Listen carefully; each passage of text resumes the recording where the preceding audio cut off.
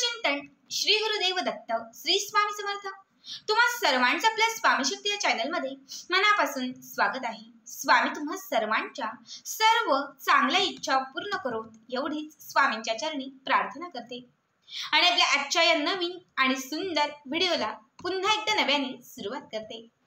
फक्त उद्या 13 डिसेंबर बुधवार अत्यंत विशेष आणि महत्त्वाचा दिवस, कारण उद्यापासून मार्गशीर्ष महिन्याची सुरुवात होत आहे। बघा, उद्या पहाटे 5 वाजता अमावस्या समाप्त होऊन मार्गशीर्ष महिना जो आहे या मार्गशीर्ष महिन्याची सुरुवात होणार आहे। खरं तर मार्गशीर्ष महिना जो आहे तो माता लक्ष्मीची सेवा करण्यासाठी, माता लक्ष्मीला प्रसन्न करण्यासाठी, माता लक्ष्मीचे व्रत वैकल्य करण्यासाठी हा महिना अत्यंत महत्त्वाचा मानला जातो। या महिन्यात आपल्याला माता लक्ष्मीच्या काही सेवा करायच्या आहेत, व्रत करायचे आहेत। माता लक्ष्मीला प्रसन्न करण्यासाठी आपल्याला महत्त्वाच्या अशा काही गोष्टी करायच्या आहेत। खरं तर हा महिना जो आहे तो माता लक्ष्मीचं पूजन करण्यासोबतच स्नान, दान, धर्म आणि त्याचबरोबर आपल्या ज्या कुलदेवीचं शक्तीपीठ आहे, जे मूळ शक्तीपीठ आपण ज्याला मानतो, तर तिथे जाऊन कुलाचार करण्यासाठी हा मार्गशीर्ष महिना अत्यंत विशेष आणि महत्त्वाचा मानला जातो। खरं तर मार्गशीर्ष महिन्यातील प्रत्येक दिवस हा तितकाच महत्त्वाचा आहे आणि संपूर्ण मार्गशीर्ष महिना आपल्याला माता लक्ष्मीची सेवा करायची आहे। ज्या घरात माता लक्ष्मीचा आशीर्वाद असतो, ज्या घरात माता लक्ष्मीचा साक्षात्कार असतो, त्या घरामध्ये सदैव सुख, समृद्धी, शांती, ऐश्वर्य याची प्राप्ती असते।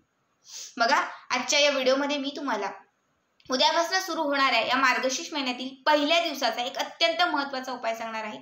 हा उपाय तुम्हाला उद्या सकाळी उठल्याबरोबर करायचा आहे। उद्या तुम्हाला अंघोळीच्या पाण्यात अशा काही वस्तू घालायच्या आहेत आणि त्या पाण्याने तुम्हाला स्नान करायचं आहे, ज्या पाण्याने स्नान केल्यानंतर तुमच्या घरातील बाधा, तुमच्या आयुष्यातील कुठली बाधा असेल, नजरबाधा असेल, कुठलाही विघ्न असेल, कुठली साडेसती असेल, त्या प्रत्येक बाधेचा नाश होईल।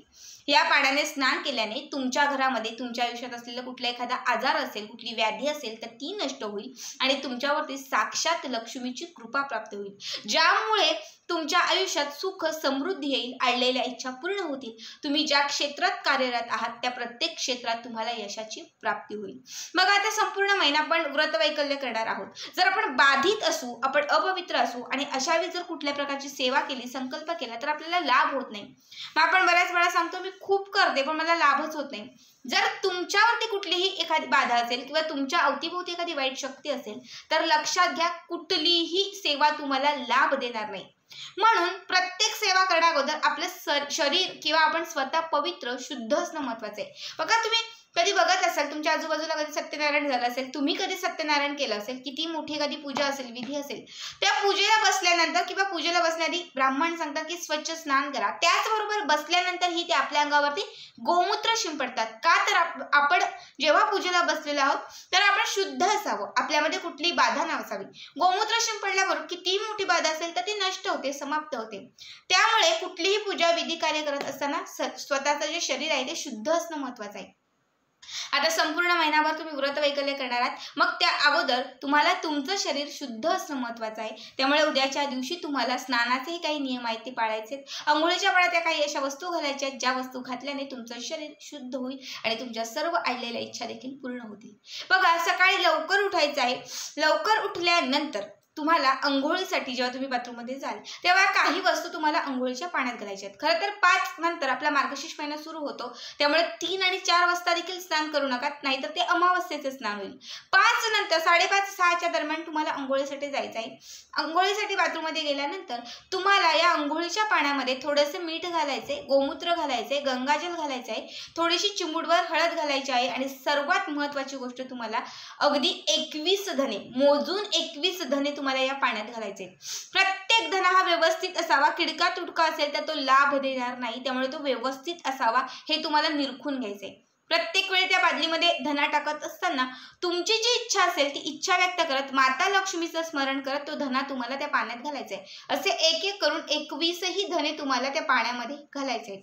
ठीक आहे, हे 21 धने पाण्यामध्ये घातले की त्यानंतर तुम्हाला 11 तुळशीची पानं घ्यायची। आपल्या घरामध्ये जी तुळस माता आहे त्याची 11 पानं तोडायची आहेत. प्रत्येक पानाला हळदीचा एक एक टिपका लावायचा. तर समजा हे पान आहे, इथे एक टिपका असं प्रत्येक पानाला एक एक हळदीचा टिपका लावायचा आहे आणि ही पानं अंघोळीच्या पाण्यात घालायची आहेत. त्यानंतर हे सगळं मिक्स करायचं आहे. मिक्स करून जी अंघोळीची बादली आहे त्यामध्ये तुमची स्वतःची प्रतिमा तुम्हाला बघायची आहे. म्हणजे आता अंघोळीचं पाणी घेतलेलं ज्या बादलीमध्ये सगळं साहित्य टाकलेलं आहे तिथे तुम्हाला तुमचा चेहरा बघायचा आहे आणि मग त्यानंतर तुम्हाला या पाण्याने स्वच्छ स्नान करायचं आहे. बघा आता तुम्ही सांगाल की ताई आम्ही सकाळी उठल्याबरोबर अंघोळ न करता तुळशीजवळ कसं जाऊ? तर तुम्ही हा उपाय तुमच्या पतीसाठी, मुलांसाठी देखील करू शकता. घरातील कुठल्याही एका सदस्याच्या अंघोळीच्या पाण्यात जरी या वस्तू घातल्या तरी त्याचा लाभ संपूर्ण घराला आणि प्रत्येक सदस्याला होईल. त्यामुळे जर महिलांनी सकाळी उठून स्नान वगैरे केलं आणि पतीच्या पाण्यामध्ये हे उपाय केले किंवा पतीच्या अंघोळीच्या पाण्यात या वस्तू घातल्या, मुलांच्या अंघोळीच्या पाण्यात या वस्तू घातल्या तरी त्याचा लाभ तुम्हाला सगळ्यांनाच होणार आहे. त्यामुळे शक्यतो अंघोळीच्या अगोदर तुम्हाला अजिबात तुळशीजवळ जायचं नाहीये. स्वच्छ अंघोळ करा किंवा मग जर तुमच्या मुलांची तुमच्या अगोदर अंघोळ झालेली असेल तर मुलांना सांगा की ती पानं तोडून द्या. एक एक टिक्का त्यांना हळदीचा लावायला सांगा आणि मग ती पानं जी आहे ती अंघोळीच्या पाण्यात घाला आणि या पाण्याने तुम्हाला स्नान करायचं आहे. बघा मीठ असेल, हळद असेल किंवा मग ह्या गोमूत्र असेल, गंगाजल असेल, या सगळ्याच गोष्टी आपल्या आयुष्यामध्ये, आपल्या जीवनामध्ये असलेली जी नकारात्मकता आहे ती नकारात्मकता संपवण्यासाठी अत्यंत महत्त्वाच्या असतात. ह्या गोष्टी घातल्यानंतर तुमच्या घरामध्ये असलेली, तुमच्यामध्ये असलेली जी बाधा ती क्षणात समाप्त होईल आणि जेव्हा तुम्ही याच्यामध्ये धने घालाल, धने म्हणजे काय तर माता लक्ष्मी स्वरूप समजून आपण त्यांचं दिवाळीमध्ये धनत्रयोदशीच्या दिवशी पूजन करत असतो.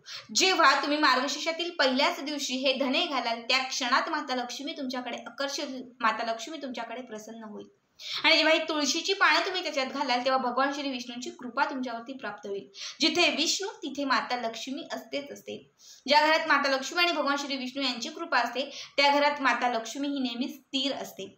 त्यामुळे सर्व वस्तू तुम्हाला घालायच्या आहेत आणि याच वस्तू घालून तुम्हाला स्नान करायचं आहे.